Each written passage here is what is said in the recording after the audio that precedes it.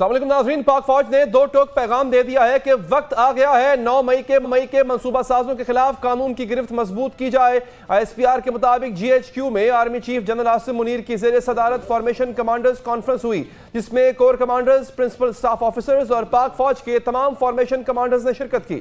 Forum ने शहदा की अजीम कुर्बानियों को जबरदस्त खिराज तहसीन पेश किया और कहा कि रियासत पाकिस्तान और मुसल्लह अफवाज शहदा और उनके अहल खाना को हमेशा इज्जत और एहतराम के साथ रखेंगे। फोरम ने रियासत और पाकिस्तान रियासती इदारों के खिलाफ नफरत परवान चढ़ाने और मुल्क में अफरा तफरी फैलाने वालों के खिलाफ घेरा तंग करने की जरूरत पर जोर दिया और अपने इस पुख्ता आज़म का आदा किया कि शहदा की यादगारों, जिना हाउस और फौजी तंसीबात पर हमला करने वालों को पाकिस्तान आर्मी एक्ट और ऑफिशियल सीक्रेट एक्ट के तहत यकीनी तौर पर जल्द अज जल्द इंसाफ के कटहरे में लाया जाएगा। आर्मी चीफ ने वाज़े किया कि कसरत से जमा किए गए नाकाबिले तरदीद शवाहिद को न झुटलाया और न ही बिगाड़ा जा सकता है। बिगाड़ पैदा करने की तमाम तर कोशिशें और फर्जी इंसानी हुकूक की खिलाफ वर्जियों के पीछे पनाह लेने की तमाम तर कोशिशें बेसूद हैं। उन्होंने कहा कि कौम के भरपूर ताउन से तमाम तर नापाक अज़ाइम को नाकाम बनाया जाएगा। मुल्क दुश्मन अनासर और इनके हामी प्रोपेगेंडा से माशरती तफरका पैदा करने की भरपूर कोशिश कर रहे हैं। आर्मी चीफ ने कहा कि पाकिस्तान की अवाम और मुसल्लह अफवाज का आपस में गहरा ताल्लुक है जो कौमी सलामती में मरकजी हैसियत रखता है। 25 मई की तकरीबात में अवाम की भरपूर शिरकत अफवाज पाकिस्तान और अवाम में गहरे ताल्लुक की वाज़े अक्कासी करती है। इंसानी हकूक की खिलाफ वर्जियों और सियासी सरगर्मियों को रोकने के बेबुनियाद इल्ज़ामात का मकसद अवाम को गुमराह करना है और मुसल्लह अफवाज को बदनाम करके मज़मूम सियासी मफादात का हुसूल है। ISPR ने बताया कि पाक फौज इलाकाई सालमियत के तहफ़्फ़ुज़ की अपनी कौमी जिम्मेदारियों को पूरा करने का तहैया किए हुए है। फोरम ने यह फैसला भी किया कि दुश्मन कुव्वतों के मज़मूम अज़ाइम को हतमी शिकस्त देने के लिए इनके साथ आहनी हाथों से निपटा जाएगा। हमें ज्वाइन किया है बात करने के लिए इस हवाले से ब्रिगेडियर वकार हसन साहब ने। सर बहुत शुक्रिया ब्रिगेडियर साहब, आपने प्रोग्राम के लिए वक्त निकाला। हमें ज्वाइन किया है सीनियर सहाफ़ी जनाब हसन अयूब साहब ने। हसन साहब आपका भी बहुत बहुत शुक्रिया कि आपने प्रोग्राम के लिए वक्त निकाला। और हसन साहब, मैं कुछ खबरों के हवाले से आपसे आगाज़ करना चाहूँगा। आप माशाल्लाह सीनियर जर्नलिस्ट हैं, हम आपसे सीखते भी हैं। सर, ये सख्त स्टेटमेंट आएगा, ये खबर आपने पहले दे दी थी, ये आपको कैसे पता चला पहले कि सख्त स्टेटमेंट आएगा? मार्च में इंतखाबात होंगे, अक्टूबर में नहीं होंगे, ये खबर भी आपने पहले दे दी है। तो सर, ये मैं ये तो नहीं कहूँगा सोर्सेज आपके क्या हैं, हर जर्नलिस्ट के अपने सोर्सेज होते हैं, लेकिन ये बता दें कि चूँकि आपको इन चीज़ों का पहले से पता है, इमरान खान के साथ क्या होने जा रहा है सर, ये भी बता दें ज़रा। देखिए, बात यह है कि ये इमरान खान साहब के साथ नहीं, लेकिन जिसने कानून को हाथ में लिया है उनके खिलाफ जो है वो रियासत पाकिस्तान ने ये फैसला कर लिया है कि उनको कानून की गिरफ्त में लाया जाएगा। क्योंकि पहले जो पहला मरला हुआ था 9 मई के बाद, अब तक जो है वो तमाम के तमाम शवाहिद इकट्ठे किए जा रहे थे। अब नाकाबिले तरदीद शवाहिद जो है वो रियासत पाकिस्तान के पास मौजूद हैं, तो उन्हीं ही जो है शवाहिद को लेकर आगे जो है वो कार्रवाई बढ़ाई जाएगी। और चाहे वो इमरान खान है, चाहे वो XYZ है, चाहे कोई वो रिटायर्ड आर्मी ऑफिसर है, उसको कानून के कटहरे में और कानून की गिरफ्त में लाया जाएगा। जहां तक सवाल है कि मुझे किस तरह मालूम था कि सख्त एलामी आएगा, क्योंकि कल जो फॉर्मेशन कमांडर की कॉन्फ्रेंस थी वो 8 घंटे जारी रही है और उसमें 8 घंटे जो है वो सानिया 9 मई के वाकयात है, इनके ऊपर जो है वो गुफ्तगू हुई है, ब्रीफिंग हुई है और दीगर जो है वो मामला जेर बहस आए हैं। और उसमें जो शवाहिद थे वो भी देखे गए, उसमें जो प्लानिंग थी उसका भी जिक्र हुआ और फिर उसके बाद जो ये साजिश हुई है इसके साथ डील किस तरह करना है, तो ये तमाम की तमाम चीजें जो है वो इल्म में आ चुकी थी। मैं अकेला नहीं हूं, और भी बहुत से लोग हैं जिनके इल्म में ये बात थी। अब रहा सवाल कि इमरान खान साहब के खिलाफ क्या होगा। अब इमरान खान साहब ने जो किया है, जो बोया है वही काटेंगे। अगर जो कोई भी शख्स है वो सिटीजन ऑफ पाकिस्तान है, तो पाकिस्तान के कानून के मुताबिक उसकी जो सजा बनती है वो उसको भुगतनी पड़ेगी।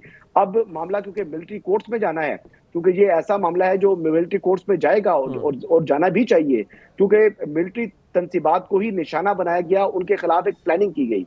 अब ये मामला जो है, अब इसमें एक तासुर ये भी दिया जा रहा है कि शायद जो सुपीरियर जुडिशरी है वो इस मामले के ऊपर जो है वो को नोटिस ले ले और ये मामला जो है वो किस तरीके से हो जाए। तो मेरे ख्याल के मुताबिक अब जो रियासत पाकिस्तान ने डिसाइड कर लिया है, उसमें अगर कोई ऑर्डर आ भी जाएगा, अव्वल तो आना नहीं चाहिए, अगर कोई ऑर्डर आ भी जाता है तो फिर वो इनइफेक्टिव होगा। जैसे 14 मई को इंतखाबात कराने के हवाले से ऑर्डर था, तो फिर उस पर अमल दरामद नहीं हुआ, तो फिर अदालतों को भी सोचना होगा कि ऐसे फैसले क्यों दें जिनके ऊपर अमल दरामद ना हो। तो ये एक जो है ये वो बड़ी ऐसा आम वक्त बात आ वैसे चुका है। हसन अयूब साहब आपने की है कि अगर सुप्रीम कोर्ट इंटरवीन करती भी है तो उसका फैसला इनफेक्टिव ठहरेगा, बिकॉज उसकी एग्जीक्यूशन जो है वो पॉसिबल नहीं हो पाएगी। ब्रिगेडियर साहब बहुत शुक्रिया सर, आपने प्रोग्राम के लिए वक्त निकाला। आप फर्स्ट टाइम मेरे शो में आए हैं तो very warm welcome sir, I am really honoured to have you on my show. Secondly, आप ये जो आज की प्रेस रिलीज है इसको कहां लीड करता देखते हैं? व्हेन इट सेज कि मास्टरमाइंड के खिलाफ भी कार्रवाई की जाएगी, व्हेन इट सेज अबैटर्स के खिलाफ भी कार्रवाई की जाएगी, वो जो अभाम फैलाने की कोशिश कर रहे हैं उनके खिलाफ भी कार्रवाई होगी, सर इसका कैनवस कितना ब्रॉड देख रहे हैं आप? जी thank you very much and thanks to PNN for having me. अगर आप थोड़ा समय टाइम दें, मैं इसका एक तो बैकग्राउंड वाजे कर दूं जो भी मेरा एनालिसिस है, और उसके बाद जो फॉर्मेशन कमांडर कॉन्फ्रेंस की इंपॉर्टेंस है। बल्कि second thing first, formation commander conference साल में नॉर्मली एक दफा होती है, and this is the first time जहां पे जो हमारे 2 स्टार कमांडर्स हैं वो भी डायरेक्ट इंटरफेस होता है आर्मी चीफ के साथ, और जो उस साल की पॉलिसी होती है प्लस जो भी इश्यूज हैं, और इसमें नेशनल सिक्योरिटी है, इसमें लाइन ऑफ कंट्रोल है, एंटी टेररिस्ट एक्टिविटीज हैं, और जो मिलिट्री ऑपरेशन प्लानिंग है, थ्रेट एंड सारा कुछ किया जाता है। लेकिन चूंकि ये फर्स्ट है आर्मी चीफ की, जनरल आसिम मुनीर साहब की, और उसके बाद 9 मई के आई थिंक बैकग्राउंड के साथ हो रही है, तो it is all the more important. एक तो ये हो गया। अभी आ जाते हैं जो 9 मई का है, जो वाकयात हुए हैं, इसका थोड़ा सा बैकग्राउंड और इसके एक्सटर्नल इंटरनल लिंकेजेस पे आई थिंक हाईलाइट करने की जरूरत है कि 9 मई का वाकया कोई ऐसी आप कह लें कि पॉपुलर इरप्शन नहीं थी कि सडनली जी इमरान खान अरेस्ट हो गए और उसके बाद अवाम बाहर आ गई। This was basically an orchestrated campaign जो 1 साल से चलाई जा रही थी, और इसके अंदर अगर आप PTI का इको चैम्बर देख लें, चाहे वो इंटरनल था एक्सटर्नल था, वो persistently they were trying to target the military. उसमें पहले इन्होंने सीनियर लीडरशिप को करना शुरू किया, and gradually then they started affecting the chain of command. और उसके अंदर आप देखें तो एक डार्क गॉसिप जनरेट होती थी, स्पेशली जो बाहर कुछ रिटायर्ड हमारे डिसग्रंटल्ड मिलिट्री ऑफिसर्स बैठे हुए हैं, they were very much part of the chamber. और PTI की जो अभी रिपोर्ट्स आई हैं, जो इनके व्हाट्सएप ग्रुप में बड़ा सेलिब्रेट किया जाता था। So one was undermining the military rank and file, ऊपर से लेके नीचे तक। फिर आ जाते हैं कि हाउ इट इज सिग्निफिकेंट जो 9 मई का है, और जो आई थिंक ISPR ने बड़ा क्लियर किया है अपने इसमें प्रेस रिलीज में कि प्लानर्स, अबैटर्स, फैसिलिटेटर्स एंड देन जो लेके गए यूथ को, तो उसमें जो लीडरशिप की जिम्मेदारी है, जो नर्व सेंटर था आई थिंक मान पार्क में, सबसे ज्यादा उसकी रिस्पॉन्सिबिलिटी है। और then you come to external linkages, जो फॉरेन लिंकेजेस जो मुझे बड़े क्लियर नजर आए। अच्छा, ज़ल्मे खलीज़ाद का एग्जैक्टली 9 मई को मैसेज आना, देन जॉन बोल्टन ज्वाइनिंग, ये नियो कॉन्स हैं अमेरिका के बड़े मशहूर, और they are famous for toppling governments, regime change के मास्टर्स हैं, और इसकी मिसालें आप देख लें। You have Iraq, you have Syria, you have Libya, you have Ukraine में भी जो क्राइसिस है, एंड देन वेनेजुएला। और इसमें आई वुड से कि ये मास्टरमाइंड्स हैं जो लेट्स से वहाँ से बाहर से बैठ के करते हैं। अगर आप साइफर की स्टोरी शुरू करें जहाँ पे अमेरिका पे इल्जाम लगाया गया, और 9 मई पे आ जाए जहाँ पे पूरी सपोर्ट थी let's say in new cons की, तो ये बड़ी चीज क्लियर हो जाती है कि ये सारा एक ब्लफ था, और mainly it was to develop a narrative against the military. अभी आर्मी की जो चेन ऑफ कमांड है ये आई थिंक यूनिवर्सल है, चाहे वो अमेरिकन आर्मी है, चाहे वो इंडियन आर्मी है, पाकिस्तान। ब्रिगेडियर साहब, I have to stop you here sir, because हमने डिस्कशन को आगे भी बढ़ाना है, लेकिन ये जो आर्मी की चेन ऑफ कमांड है, स्पेशली फॉर्मेशन कमांडर्स जो कॉन्फ्रेंस है, मुझे जरा इसकी अहमियत के बारे में आपसे बात करनी है, but I will revert back to you in a while sir. Hasan Ayub साहब, sir again you are a man who is well informed, अब आप आगे क्या देख रहे हैं? एक तो लग ये रहा है कि इसका कैनवस बहुत ब्रॉड है, और आप ये देख रहे हैं जैसे कि ब्रिगेडियर साहब भी फरमा रहे थे अभी कि इसमें सिर्फ और सिर्फ वो प्लानर्स, अबैटर्स, एग्जीक्यूटिव्स नहीं आएंगे। यहां पे ये भी लिखा हुआ है इसके अंदर कि जो अब हम पैदा करने की कोशिश कर रहे हैं, जो एक अम्ब्रेला देने की कोशिश कर रहे हैं ह्यूमैनिटेरियन ग्राउंड के ऊपर कि जी ह्यूमन राइट्स वायलेशन हो रही है, वो ये इशारा किसकी तरफ है सर? ये वो अनासर हैं, जैसे मैं आपको एग्जांपल देता हूं कि कुछ लोग बाहर बैठे हुए हैं और वहां से अपने जो सोशल मीडिया है उसको इस्तेमाल करके तो ऐसा तासुर देने की कोशिश कर रहे हैं कि जैसे खवातीन के जो है वो इस्तेसाल हो रहा है और जो ह्यूमन राइट्स वायलेशन चल रही हैं और ये वावेला मचाया जा रहा है जी कि ये हो गया वो हो गया। तो ऐसी कोई चीज है नहीं। यानी आपने सोशल मीडिया के ऊपर बड़ी जो है वो एडिटेड वीडियोस देखी हैं जिसमें कौन सी चीज को क्या तासुर दे रहे हैं। खातून को जो है जब 9 मई के बाद जो है वो अरेस्ट हो रही थी, तो उसको उन्होंने बताया कि जी वो हैंडीकैप है और वो कोई शायद को माजूर खातून है, लेकिन वो ऐसी चीज थी नहीं। वो उसके बाद उसकी दूसरे वीडियो को ऐसा देखा कि वो वॉक कर रही थी, लेकिन वो जाना नहीं चाह रही थी और लॉ एनफोर्समेंट एजेंसीज उसको लेके जाना चाह रही थी। वो जमीन पर बैठ गई, उसको घसीट के लेके चले गए। तो बेसिकली इस किस्म का तासुर देते हैं कि जैसे वो डिसेबल खातून थी और उसके ऊपर जो है ये जुल्म हो गया। तो इस किस्म के लोग जो इस किस्म की शरपसंदी करेंगे, और बेसिकली मेन इशू क्या है कि अवाम का और जो अफवाज पाकिस्तान का ताल्लुक है उसमें दरार डालने वालों के खिलाफ भी कार्रवाई होगी, और जो है झूठ को सच करके बयान करने वालों को सिर्फ एक सियासी जमात के मफाद के लिए या एक सियासी जमात के नैरेटिव को प्रमोट करने के लिए वो जो है इस चीज को किसी सूरत भी इजाजत नहीं दी जाएगी। अगर आप देखें तो शहबाज गिल साहब ने जो एयर वाइबर बीपर दिया था वो रैंक एंड फाइल का, वो कब से ये साजिश स्टार्ट हुई हुई है। पहले कहा जी कि जो है वो जनरल कमर जावेद बाजवा के हवाले से क्या क्या बातें बोलते रहे।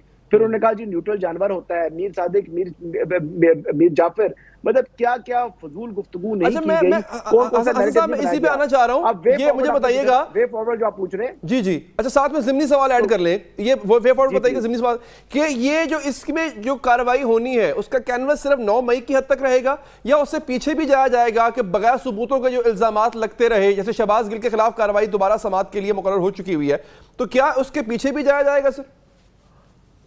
इस वक्त तक जो है वो फोकस जो है वो 9 में और जो है वो बेसिकली 9 मई के वाकयात तक है, क्योंकि वो रियासत पाकिस्तान के ऊपर हमला था और रियासत पाकिस्तान ने उसको पाकिस्तान का 9/11 करार दिया है। एक चीज तो ये है।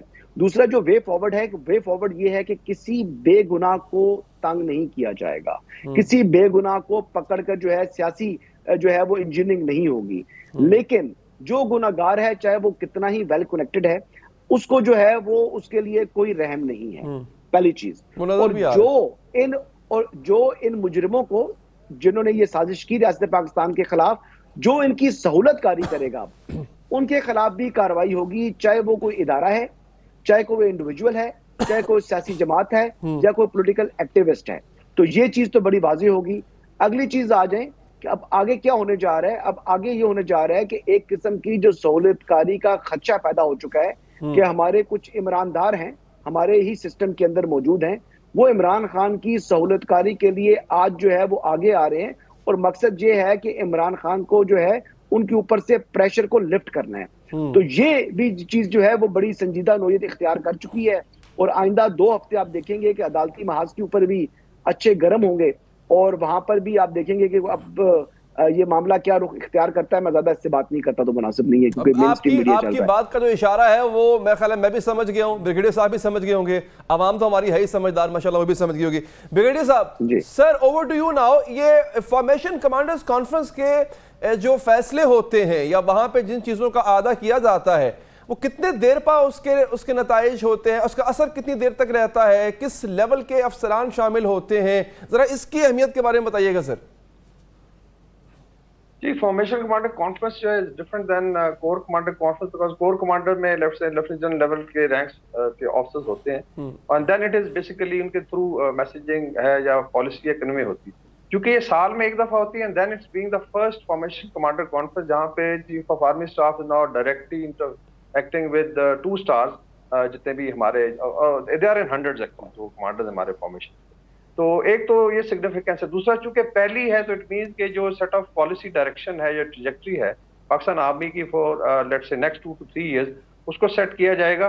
देन इसके अंदर बेशुमार और चीजें होती हैं, जैसा मैंने जिक्र किया, it's not only internal external threat है, फॉरेन पॉलिसी के ऊपर जो इनपुट जानी है गवर्नमेंट को, वेस्टर्न बॉर्डर है, ईस्टर्न, फिर आर्मी के अपना डेवलपमेंट प्लान होता है, ट्रेनिंग कैसी होगी, कौन सा लेट्स से इक्विपमेंट इंडक्ट होने से, इट्स अ वेरी होलसम 4 दिन का ही होता है, और इसके अंदर then chief of army staff interacts directly. तो चूंकि इनकी एक तो पहली है, दूसरा this is the first time he will be now directly talking to the formation commanders. इसका मतलब है कि जो भी लेट्स से पॉलिसी है नए चीफ की जो नई पॉलिसी उसको मनो मानो उस तरीके से कम्युनिकेट भी किया जाएगा, and then of course chain of command जो उसको इम्प्लीमेंट करती है, तो उस लिहाज से it is very very significant. अभी आ जाते हैं कि इसके अंदर जो लेट्स से जो भी डिसीजंस हुए हैं इसकी इम्प्लीमेंटेशन पे, लोग बात कर रहे हैं मिलिट्री लॉ और आर्मी एक्ट की और ऑफिशियल सीक्रेट एक्ट की। अब यूएस का एक कोड है 1389, उसके 18 शिक्के जरा पढ़ लें, which relates to assault or let's say attack on military garrisons, including military personnel। अगर एक बंदा सिपाही खड़ा हुआ है लेट्स से रशिया यूएस के किसी भी आर्मी बेस पे और उसको कोई जाके ऊंची आवाज में शाउट करता है तो then you know process starts what to talk of assaulting. तो ऑलमोस्ट यूनिवर्सल है। You go to India, you go to Bangladesh, middle east, जो है सर्विसेज की जो साफ ज़ाहिर है it's an organ of state जो इट कांट बी अटैक। तो इस लिहाज से आई थिंक ये जो बातचीत हो रही है कि शायद कोर्ट्स जो है वो रजिस्ट करेंगे the Pakistan military law, army act और official secret act, very much part of the constitutional framework एक लॉ के तहत, और इसके अंदर ट्रायल हुआ भी है।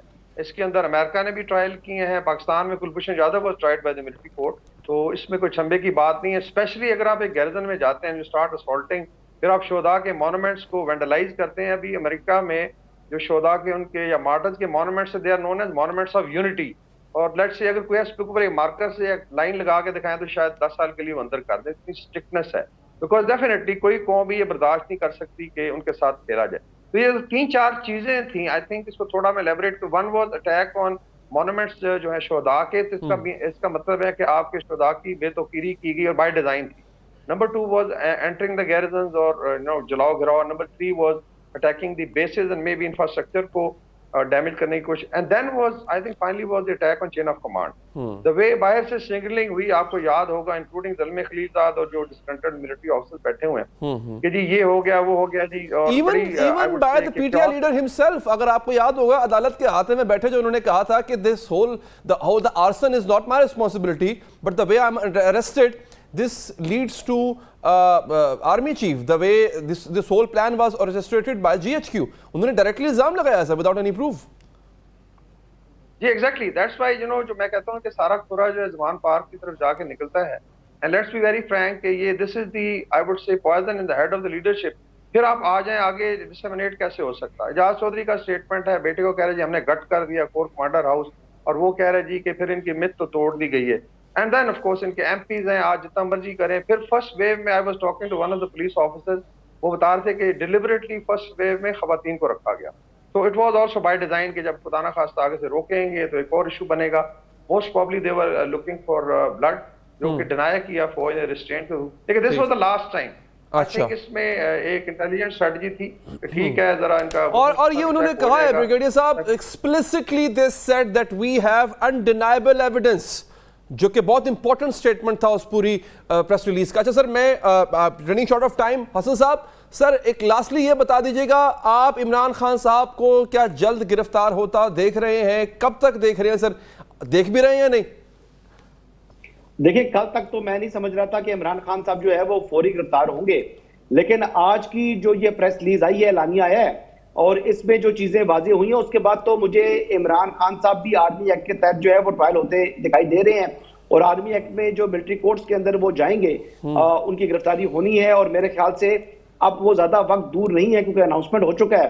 तो अब बजाय इमरान खान साहब को गिरफ्तार कर लिया जाएगा, और इमरान खान साहब का जो ट्रायल है वो मिलिट्री कोर्ट्स में चलेगा। और मिलिट्री कोर्ट के फैसले के खिलाफ, आपको पता है जो फर्स्ट अपील होती है वो चीफ ऑफ आर्मी स्टाफ को होती है, वो डायरेक्ट आप हाई कोर्ट में नहीं आ सकते। फिर चीफ ऑफ आर्मी स्टाफ की अपील के बाद जो सेकंड राइट ऑफ अपील है वो हाई कोर्ट है, और third right of appeal supreme court of Pakistan है। तो अभी ये मामला जो है, अगर वो गिरफ्तार होते हैं तो उनका मामला मिलिट्री कोर्ट में जाएगा, क्योंकि अब जो चीजें साबित हो चुकी हैं, जैसे जो प्रेस रिलीज भी कहती है कि नाकाबिले तरदीद शवाहिद उनके पास मौजूद हैं, और कुछ जो कॉल्स हैं, जो माजी की कॉल्स हैं और बाद की भी कोई ऐसे शवाहिद उनके पास आ चुके हैं जियो फेंसिंग के तहत भी, तो उनको फिर अब कोर्ट ऑफ लॉ में, यानी जो मिलिट्री कोर्ट है वहां पर प्रोड्यूस होंगे पहले, और फिर जो केस उनके खिलाफ बनेगा उसके खिलाफ अपील वो आर्मी चीफ को करेंगे, और आर्मी चीफ के बाद फिर उनकी सेकंड स्टेज पर हाई कोर्ट में ये फिर मामला पब्लिक डोमेन में आएगा। ठीक है, हसन अयूब साहब आपका बहुत बहुत शुक्रिया सर, आपने प्रोग्राम के लिए वक्त निकाला। हमारे साथ मौजूद थे ब्रिगेडियर रिटायर्ड वकार हसन खान साहब। सर आपका भी बहुत बहुत शुक्रिया, प्रोग्राम के लिए वक्त निकाला। एक वक्फा लेंगे नाज़रीन, यहाँ पर वक्फे के बाद हाजिर हूँ। नाज़रीन, हुकूमत के दावे थे डॉलर सस्ता करेंगे, पेट्रोल सस्ता करेंगे, बिजली और गैस सस्ती करेंगे, जबकि हकीकत में डॉलर बेकाबू हुआ, पेट्रोल महंगा हुआ, बिजली गैस की कीमतें आसमान पर पहुंच गईं। IMF की शराइत भी मानी गई, IMF के कहने पर नाक से लकीरें भी निकाली गई, लेकिन हुकूमत से ना मईशत संभल रही है ना ही IMF संभल रहा है। अब तक PTM की हुकूमत सिर्फ मईशत पर आवाम से 7 झूठ बोल चुकी है। पहला झूठ, मौजूदा हुकूमत ने आने से पहले महंगाई कम करने का ऐलान किया था। जब अप्रैल 2022 में हुकूमत संभाली तो महंगाई 13% थी। आज तमाम रिकॉर्ड तोड़ते हुए 38% पर पहुंच चुकी है महंगाई। खाने पीने की चीजें तो 100% महंगी हुई हैं। एक साल में फी किलो आलू 40 रुपए से 70 रुपए हुआ। जिंदा मुर्गी 600 रुपए किलो से ऊपर की मिल रही है। गुज़िश्ता बरस चीनी 95 रुपए किलो थी, अब 120 रुपए किलो मिल रही है। घी 370 रुपए किलो था, अब 500 रुपए में मिलता है। रोटी 10 रुपए की मिलती थी, आज 25 में भी नहीं मिलती।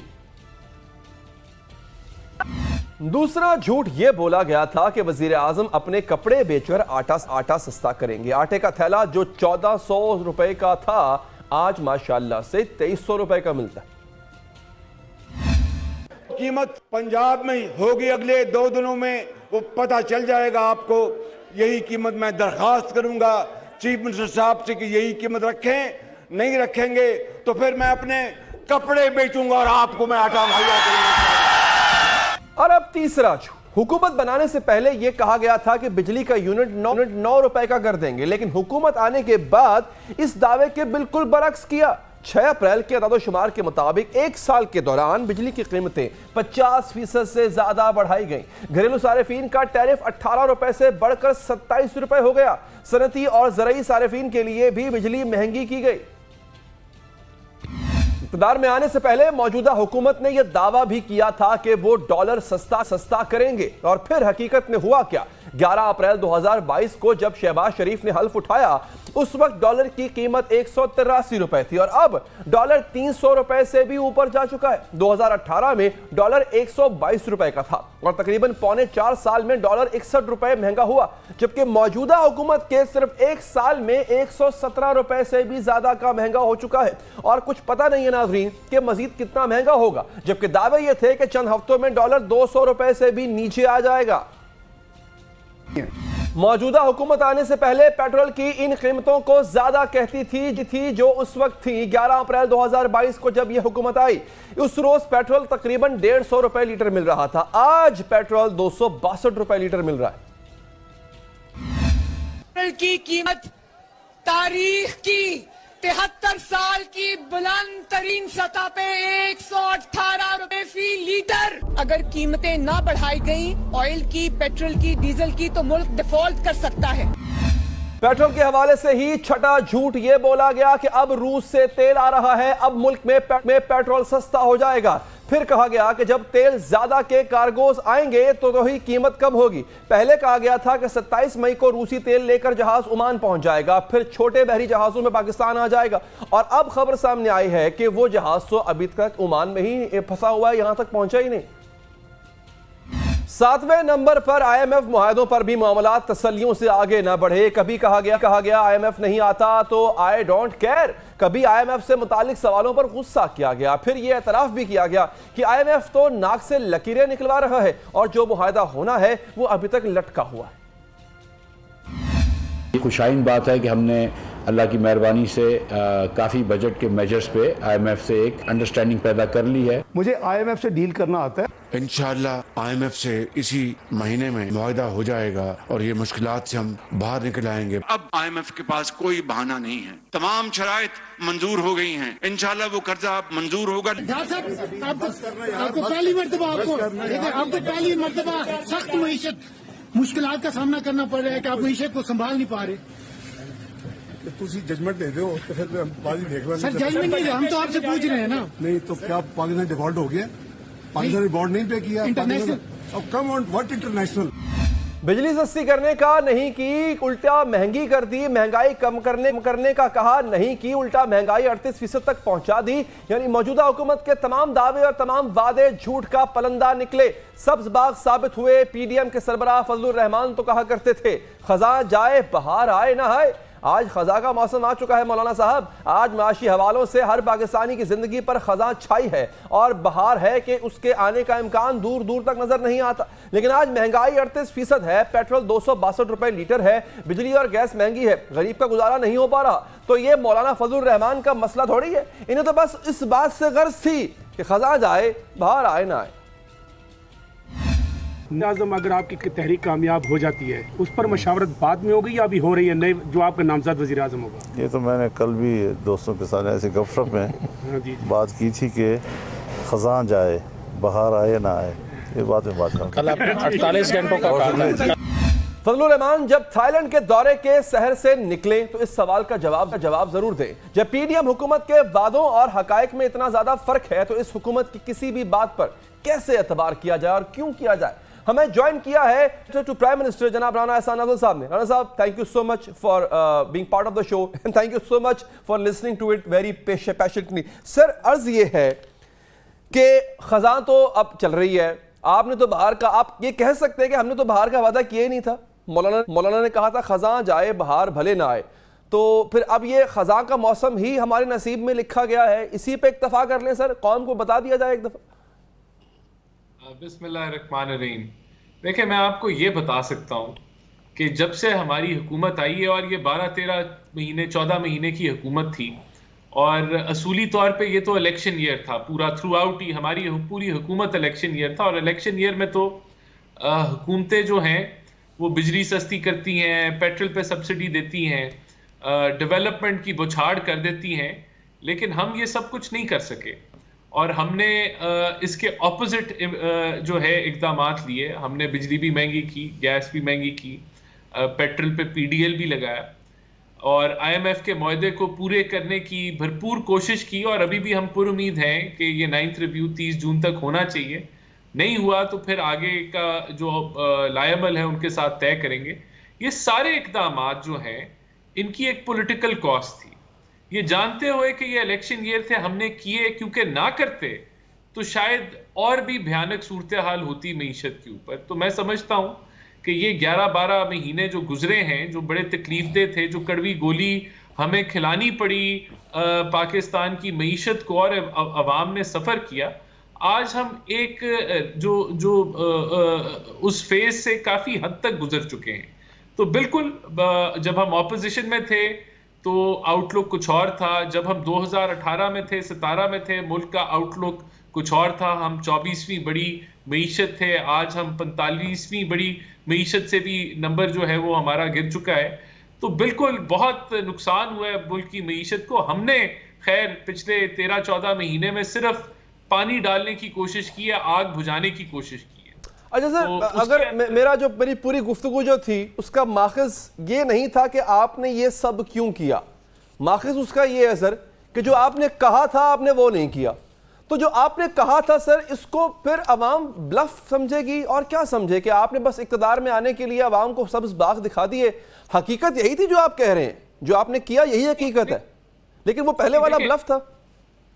नहीं, देखिए, हमने ये भी कहा था कि मुल्क PTI के दौर में एक गलत सिमत पे माशी तौर पे जा रही है, और हम ये भी कहते थे कि अगर ये कंटिन्यू करता रहा तो शायद मुल्क जो है वो नो रिटर्न की सूरत हाल में चला जाए।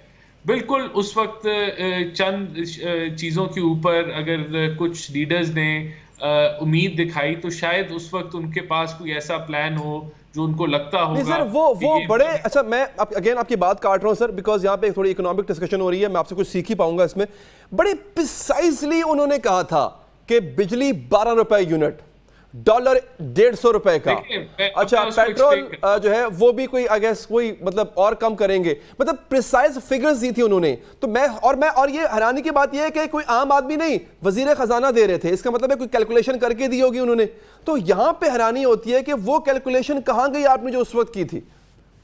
देखें, अगर टेक्निकल लॉसेस आप बिल्कुल इंटरनेशनल लेवल पे ले आए और आप अपने, मैं बिजली की बात कर रहा हूं, और आप थेफ्ट को भी बिल्कुल जीरो कर लें तो मेरे ख्याल से एक साल में ही आपका 800-900 अरब की सेविंग होगी। लेकिन ये सब कुछ एक साल में करना तकरीबन नामुमकिन है। इसको गहरे रिफॉर्म्स की ज़रूरत है। इसके अंदर जो है वो इंफ्रास्ट्रक्चर के अंदर इन्वेस्टमेंट की ज़रूरत है, जो कि एक साल में मुमकिन नहीं है, इसको चंद साल लगते हैं। और थेफ्ट को भी आपने रोकना है तो कोई अगर आप सॉलिड प्लान डालेंगे तो वो भी इम्प्लीमेंट होते हुए 1-2-3 साल लग जाते हैं, उसके लिए लेजिस्लेशन जरूरत। तो जो बात वो कर रहे थे वो मुमकिन है, लेकिन शायद इस शॉर्ट पीरियड के अंदर मुमकिन नहीं थी। अब मैं वो जो रेट कह रहे हैं वो तो अब वो वैलिड नहीं है। अच्छा चलिए, ये एक्सेप्ट कर सकते हैं सर, आप और मैं इस बात पे एग्री हो जाते हैं कि पुअर प्रोजेक्शंस थी सर। और अगर एक एग्जीक्यूटिव जो है वो एक पार्टी इतनी पुअर प्रोजेक्शन कर सकती है तो वो क्या प्लान करेगी सर मुल्क की इक्तिसादियात का, जिससे इतनी पुअर प्रोजेक्शंस की हुई हैं सर? मैं समझता हूँ शायद जब ये बातें कर रहे थे तो लोग होप भी दिलवाना चाहते थे अवाम को, लेकिन देखिए मैं आपको बताऊं एक पॉलिटिकल सिनारियो जो बन चुका है ओवरऑल रहा है पाकिस्तान में पोलराइजेशन का, जो असल डिबेट होती है, टेक्निकल जो डिबेट हो, जो नंबर्स के ऊपर हो, वो बड़ी कम होती है। मेरे ख्याल से होनी चाहिए ताकि लोगों को हकायक पता चले और असलियत में रहते हुए हम वे फॉरवर्ड का तयन कर सके। मैं आपको अभी बता दूं कि ये अगले पाकिस्तान के 2-3 साल बहुत मुश्किल हैं, शायद इतनी मुश्किल हालात मैंने नहीं अपनी जिंदगी में देखे। मैं आई एम ऑलमोस्ट 40 नाउ, तो इकोनॉमिकली मैं बता रहा हूँ, तो मैं समझता हूँ कि आगे का भी अगर रास्ता जो है कोई अगर मिसाके मईशत टाइप की या एक अच्छा, मैं अब इन अल्फाज को रिकॉर्ड कर रहा हूँ, रिकॉर्ड चुके हो चुके हैं, ऑनर जा चुके हैं, तो अब जो राना साहब आप कह रहे हैं ये सच है। अब मैं खुद एक्सप्लिसिटली इस बात को रिट्रिएट कर रहा हूँ कि जो पहले मिफ्ता इस्माइल साहब ने कहा, सागडार साहब ने कहा था, वो गलत था। अब जो आप बात कर रहे हैं वो है सच। अगले 3 साल ऐसे ही गुजरेंगे हमारे। ठीक है राना साहब, आई am really thankful sir, really grateful, आपने प्रोग्राम के लिए वक्त निकाला, आपका बहुत। एक वक्फा लेते हैं नाज़रीन, वक्फे के बाद हाजिर हूँ।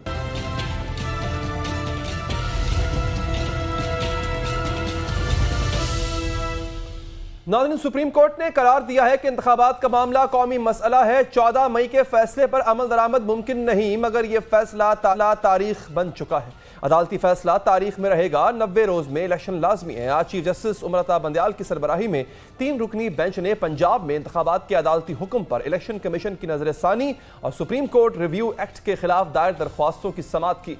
चीफ जस्टिस ने रिमार्क्स दिए हैं कि देखना तो यह था कि क्या इंतखाबात के लिए 90 रोज बढ़ाए जा सकते हैं। क्या 9 मई के वाकयात के बाद हालात वो हैं जो आइन में इंतखाबात में इल्तवा के लिए दर्ज हैं। हर चीज तशद्दुद और जोर जबरदस्ती से नहीं हो सकती। चीफ जस्टिस ने कहा कि आइन के आर्टिकल 184(3) से मुतालिक अच्छी तरमीम है। उन्होंने सिर्फ एक गलती यह की है कि आर्टिकल 184(3) पर नजरसानी को अपील करार दे दिया। अटॉर्नी जनरल से पूछेंगे कि क्यों हुकूमत ने गलती की। चीफ जस्टिस ने कहा कि सब चाहते हैं पंजाब इंतखाबात नजरसानी केस का फैसला हो। इलेक्शन कमीशन के वकील ने यह दलील दी है कि इनके पास वसीतर इख्तियारात हैं, अपील की भी कुछ हुदूद होती हैं। इलेक्शन कमीशन के वकील के दलाइल नजरसानी का दायरा कार बढ़ाने पर थे। इंतखाबात नजरसानी केस लार्जर बेंच में जाता है तो इलेक्शन कमीशन के वकील दलाइल वहीं से शुरू कर सकते हैं। उन्होंने कहा कि अच्छी कानून साजियों को सराहते हैं। हुकूमत तो दरवाजों पर एहतजाज कर रही थी। क्या एहतजाज का मतलब इंसाफ के मामले में रुकावट डालना था? ये जो इंसाफ का काम ही हम कर रहे हैं, ये मौला करीम का करम है। हमारे काम में दखल देना तो हक में मदाखलत करना है। अदालत उज़्मा ने पंजाब इलेक्शन केस और रिव्यू एक्ट के खिलाफ दरख्वास्तें एक साथ सुनने का फैसला करते हुए मजीद समाअत 13 जून तक मुलतवी कर दी है। पीडीएम हुकूमत ने इस साल जनवरी में पंजाब और केपी असम्बलियों की तहलील के बाद 90 रोज में इलेक्शन के रास्ते में रुकावटों के पहाड़ खड़े कर दिए थे और सुप्रीम कोर्ट के हुक्म के बावजूद इंतखाबात की बेल मुंडेर नहीं चढ़ी। पीडीएम हुकूमत ने 14 मई को इलेक्शन के खिलाफ एक से बढ़कर एक नया बहाना घड़ा। हालांकि ये वही हुक्मरान इत्तेहाद है जिसके वजीर मुशीर सुबह शाम तहरीक इंसाफ को ललकारते थे कि अगर मगरब छोड़ें, असेंबलियां तहलील करें, हम 90 दिन में इलेक्शन करा देंगे। इलेक्शन की डेट आपको चाहिए तो तोड़े पंजाब असेंबली, तोड़े केपी की असेंबली और चले जाएं इलेक्शन में। नाज़रीन, पंजाब और केपी असम्बलियों की तहलील के हवाले से भी जो बात की जा रही है बड़ी अहम है नाज़रीन, और इस हवाले से अदालत ने जो आज समाअत हुई है, शहबाज शरीफ साहब की तजर्बाकार टीम के पसीने छूट गए थे और इसने इलेक्शन से फरार के लिए नई तावील तराशी और कौमी और 4 सूबाई असम्बलियों के इलेक्शन एक साथ कराने की गर्दान शुरू कर दी। देखें, एक असूली मौक़िफ़ है कि इलेक्शन जो है वो एक दिन होने चाहिए। अगर ये दर्ज है कि 90 दिन में इलेक्शन होना चाहिए तो ये भी तो इसी आइन में दर्ज है कि पूरे मुल्क में जब जनरल इलेक्शन हो तो केयर टेकर सेटअप होना चाहिए। जनाब स्पीकर, बातचीत का एजेंडा क्या होगा? ये असल बात कि पूरे पाकिस्तान में एक दिन इलेक्शन होगा, शफाफ इलेक्शन होंगे। मुल्क में एक साथ इलेक्शन के बयानिए को तकवीयत देने के लिए निगरान सूबाई हुकूमतें भी वफाकी हुकूमत की हमनवा बन गई। इलेक्शन कमीशन समेत इदारों ने भी यही गवाही देना शुरू कर दी। 14 मई को किसी सूरत इलेक्शन नहीं हो सकते। पंजाब और केपी के गवर्नरों ने भी इलेक्शन कमीशन के नाम खतूत में माशी बदहाली का हवाला दिया, जबकि वजारत खजाना ने भी इक्तिसादी बहरान की तौजीह पेश की और इलेक्शन कमीशन को खत लिख मारा कि दोनों सूबाई असम्बलियों के आम और कौमी असम्बली के ज़िमनी इंतखाबात के लिए 12 अरब रुपए से से ज्यादा नहीं दे सकते, जबकि इलेक्शन कमीशन को 60 अरब रुपए इंतखाबी अखराजात की जरूरत है। वजारत दिफा ने भी इलेक्शन कमीशन को लिखे खत में कहा है कि मुल्क में दहशतगर्दी के बढ़ते हुए खतरात के पेश नजर फौज और रेंजर्स को पोलिंग स्टेशनों पर तैनात नहीं किया जा सकता। दोनों सूबों की पुलिस ने भी हाथ खड़े कर दिए हैं। आईजी पंजाब ने बताया कि सूबे में पुरअमन इंतखाबात के लिए इलेक्शन कमीशन की जरूरत के मुताबिक 4,12,854 नफरी दरकार, जबकि पंजाब पुलिस के पास सिर्फ 1,15,000 की फोर्स है। आईजी KPK ने भी सूबे में इंतखाबात के दौरान दहशतगर्दी का खतरा जाहिर किया। लाहौर हाई कोर्ट के रजिस्ट्रार ने भी इलेक्शन कमीशन को आगाह किया कि पंजाब में 13.25 लाख से जायद केसेस ज़ेरे इल्तवा हैं, लिहाजा इन हालात में अदालती अफसरों को इलेक्शन ड्यूटी नहीं दी जा सकती।